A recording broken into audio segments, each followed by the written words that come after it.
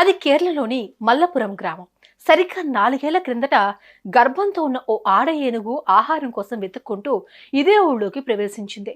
ఆ మూగ జీవాన్ని గమనించిన ఓ వ్యక్తి ఎవరూ ఊహించని దారుణానికి ఒడిగట్టాడు. తన దారిన అది పోతూ ఉండగా ఆ దుండగుడు ఆ ఏనుగుకు పైనాపిల్ పండు ఆశ చూపాడు. దీంతో ఆశతో ఆ ఏనుగు ఆ వ్యక్తి వద్దకు వెళ్ళింది. కానీ ఈ దుర్మార్గుడు ఆ పైనాపిల్లో పేలుడు పదార్థాలు అమర్చి ఆ పండును ఆ ఏనుగు నోట్లో పెట్టాడు. అది నోట్లో పెట్టుకుని నమిలే క్రమంలో ఆ పదార్థం ఏనుగు నోట్లో పేలడంతో పెద్ద శబ్దం వచ్చింది. దీంతో ఆ జంతువు నోట్లో నుంచి దారగా రక్తం కారడంతో ఆ ఏనుగు అక్కడికక్కడే కుప్పకూలిపోయింది.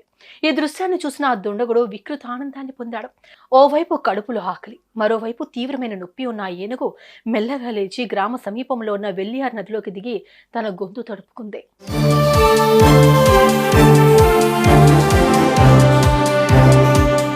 ఈ విషయం తెలుసుకున్న అటవీ శాఖ అధికారులు నదిలో ఉన్న ఆ ఏనుగును బయటకు తీసుకొచ్చేందుకు అనేక ప్రయత్నాలు చేశారు.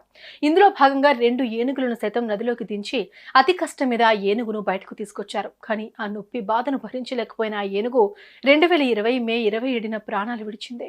చనిపోయిన ఏనుగు గర్భంతో ఉందని, పైగా నోట్లో పేలుడు పదార్థం పెట్టారని, దీని కారణంగానే ఆ ఏనుగు మరణించిందని వైద్యులు తెలిపారు. అనంతరం ఫారెస్ట్ అధికారులు ఆ మూగజీవి మరణానికి కారణమైన ఆ దుర్మార్గుడిని అరెస్ట్ చేశారు. అప్పట్లో ఈ ఘటన సంచలనంగా మారింది. అయితే అప్పుడు ఆ ఏనుగును చంపిన పాపమే శాపంగా మారి నేడు కేరళలో సంభవించిన ప్రళయంలో మల్లాపురం గ్రామం వరదల్లో తుడిచిపెట్టుకుపోయిందని సోషల్ మీడియాలో పెద్ద ఎత్తున చర్చ జరుగుతోంది.